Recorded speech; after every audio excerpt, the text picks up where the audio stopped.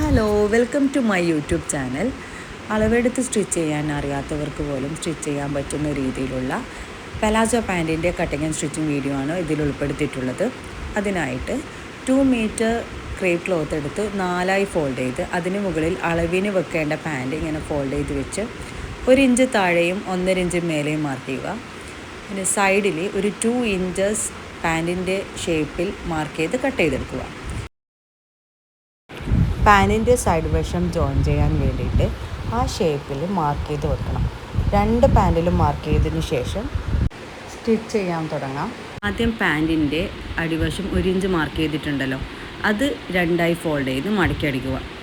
അതേപോലെ തന്നെ shape mark ചെയ്തതും സ്റ്റിച്ച് ചെയ്തെടുക്കണം. പാൻറ്റിൻ്റെ 2 സൈഡും ജോയിൻ ചെയ്ത് കഴിഞ്ഞ് കഴിഞ്ഞാൽ ഇങ്ങനെ 2 പീസായിട്ട് കിട്ടും. അതിൽ ക്രോച്ച് ഏരിയ കറക്റ്റായിട്ട് വെച്ചിട്ട് റൗണ്ടിൽ സ്റ്റിച്ച് ചെയ്തെടുക്കുക. ഇനി മേലെ 1.5 ഇഞ്ച് ഇലാസ്റ്റിക്കിന് വേണ്ടിയിട്ട് മാർക്ക് ചെയ്ത് വെച്ചത് ഫോൾഡ് ചെയ്ത് സ്റ്റിച്ച് ചെയ്തിട്ട് ഇലാസ്റ്റിക്കും കൂടി ഇൻസേർട്ട് ചെയ്ത് കഴിഞ്ഞാൽ പലാസോ പാൻറ്റ് കംപ്ലീറ്റ് ആയി.